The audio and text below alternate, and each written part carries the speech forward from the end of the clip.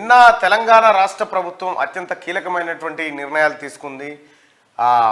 తెలంగాణ రాష్ట్రంలో ముఖ్యంగా కులగణన చేపట్టాలని చెప్పి రాష్ట్ర ప్రభుత్వం నిర్ణయం తీసుకుంది.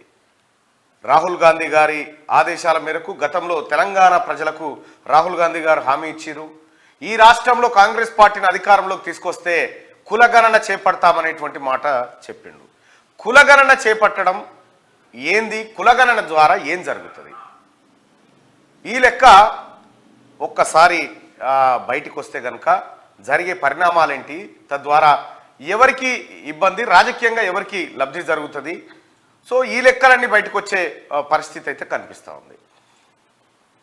తెలంగాణ రాష్ట్రంలో ముఖ్యంగా ఎస్సీల జనాభా ఎంతో లెక్కబెట్టిరు, ఎస్టీల జనాభా ఎంతో లెక్కబెట్టిరు, మైనార్టీల జనాభా లెక్కబెట్టిరు, ఆ తర్వాత అప్పర్ క్యాస్ట్ ఈడబ్ల్యూఎస్ వాళ్ళకి సంబంధించినటువంటి జనాభా ఎంతో లెక్కబెట్టారు. కానీ ఇప్పటి వరకు కులాల వారీగా బీసీలను మాత్రం లెక్కించలేదు.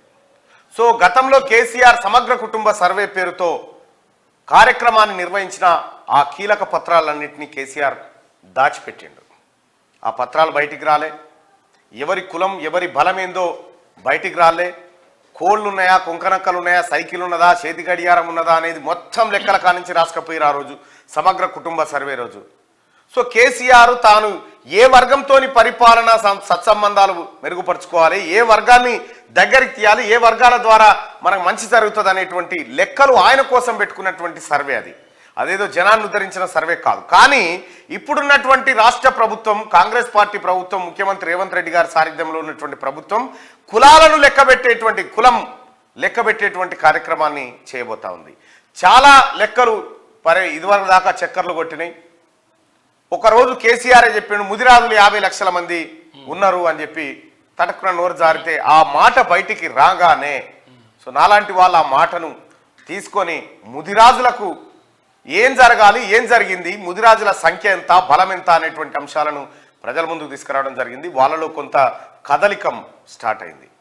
సో అట్లా ముదిరాజులకు సంబంధించినటువంటి అంశం ఒకటే కాదు, ఇప్పుడు కులగణన చేపడితే అనేకమైనటువంటి అంశాలు తెర మీదకి వచ్చే అవకాశం ఉంది. ముఖ్యంగా చూసుకుందాం, ఒకసారి బోర్డు పెట్టాం. ముఖ్యంగా చూసుకోవాల్సినటువంటి అంశాలు ఏంటంటే కులగణన. ఇది గతంలో చేసారు కులగణన. ఎప్పుడు 1900 స్వాతంత్రం రాకముందుకు జరిగిన కులగణన జరిగింది. కానీ ఆ తర్వాత కులగణన ఎప్పుడు జరగలేదు.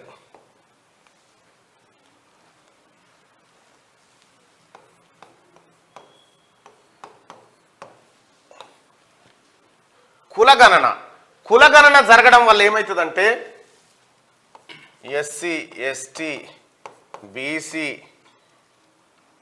మైనారిటీ, ఆ తర్వాత ఓసీ వీళ్ళు ఉన్నారు కదా, వీళ్ళ లెక్క ఏందో తెలిసింది, వీళ్ళ లెక్క తెలిసింది, వీళ్ళది తెలిసింది. కానీ వీళ్ళది ఇప్పటి వరకు ఏ ప్రభుత్వం కూడా బయట పెట్టట్లేదు బీసీల లెక్క. ఈ బీసీలలో అనేకమైనటువంటి కులాలు ఉన్నాయి.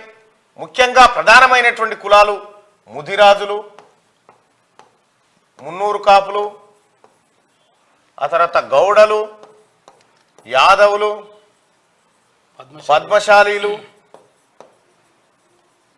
ఇట్లా అనేకమైనటువంటి కులాలు ఇందులో ఉన్నాయి. అయితే ఈ కులాలకు సంబంధించినటువంటి లెక్క ముదిరాజులు, ఈ కులగణన ద్వారా ముదిరాజులు ఈ రాష్ట్రంలో 50,11,000 సంథింగ్ ఉన్నారని చెప్పి లెక్క బయటకు వస్తుంది. ఆ తర్వాత మున్నూరు కాపులు ఎంతమంది ఉన్నారనే లెక్క బయటకు వస్తుంది, గౌడలు ఎంతమంది ఉన్నారో బయటకు వస్తుంది, యాదవులు ఎంతనో, పద్మశాలీలు ఎంత, సాకలి, మంగలి, కుమ్మరి, కమ్మరి, నాయి బ్రాహ్మణ అందరికి సంబంధించినటువంటి లెక్కలు బయటకు వస్తాయి. బయటికి రావడం ద్వారా ఏం జరుగుతుందంటే తెలంగాణ రాష్ట్రంలో 2 లక్షల కోట్ల బడ్జెట్ ఉంటే 100కి 60% ఉన్నటువంటి ఈ బీసీలకు ఎంత ఖర్చు పెట్టాలనే లెక్క బయటకు వస్తుంది. ఎంత ఖర్చు పెట్టాలనే లెక్క బయటకు వస్తుంది. వీళ్ళందరిని లెక్కబెట్టి వీళ్ళనే ఎందుకు లెక్క పెట్టలేదంటే వీళ్ళలో గనుక వాళ్ళ బలం ఎంతో వాళ్ళకి తెలిస్తే వాళ్ళు రాజ్యాధికారం కావాలంటారన్న భయం పాలకుల్లో ఉండేది. కానీ ఇవాళ కాంగ్రెస్ పార్టీ బీసీలు ముందడుగు వేయాల్సిందే, బీసీలకు న్యాయం జరగాల్సిందే అనేటువంటి నినాదాన్ని జాతీయ వ్యాప్తంగా ఎత్తుకున్నది కాంగ్రెస్ పార్టీ. అందులో భాగంగా రాహుల్ గాంధీ గారి హామీ, అలాగే ముఖ్యమంత్రి రేవంత్ రెడ్డి గారు రాహుల్ గాంధీ గారు హైకమాండ్ ఆదేశాల మేరకు తెలంగాణ రాష్ట్రంలో కులగణన చేయాలని నిర్ణయించారు. కులగణన చేస్తే 50 లక్షల మంది ముదిరాజులు ఉన్నారు. సపోజ్ ఒక మాట, 50 లక్షల మంది ముదిరాజులుంటే తెలంగాణ రాష్ట్రంలో ఒక ఎమ్మెల్యే గెలవడానికి 2 లక్షల ఓట్లు చాలు.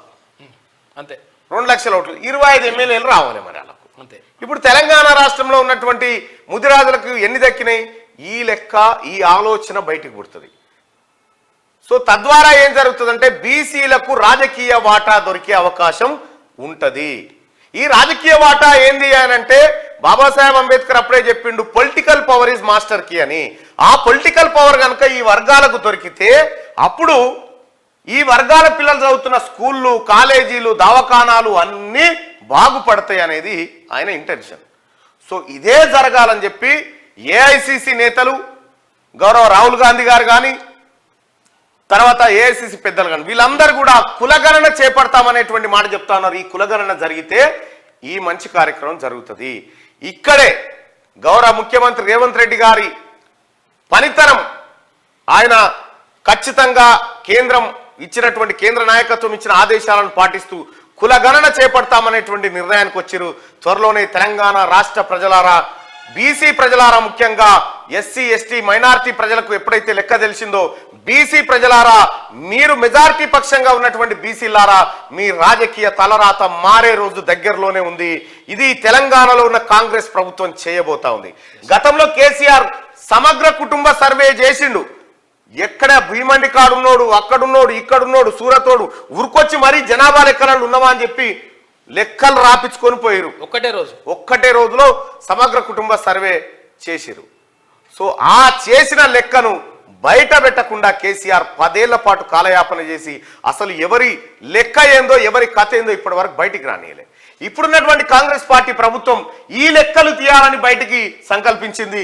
ఈ లెక్కలు రావడం ద్వారా చాలా మంది బీసీల్లో ఒక కొత్త ఆశ మాత్రం చిగురిస్తుంది.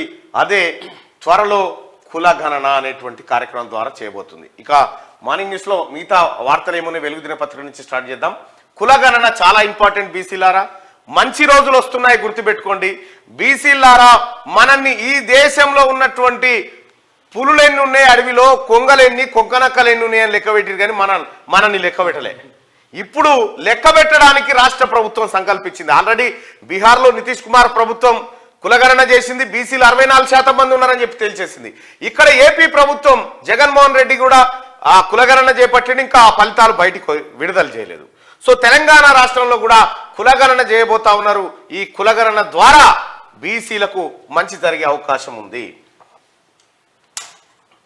అసలు నువ్వు ఎంతున్నా, నీ బలం ఎంతనో తెలిస్తే కదా ఎంత భూమో పెట్టాలి నీకు అనేది తెలిసేది. ఆ బలమే తెలవకుండా చేసిరు ఇన్ని రోజులు.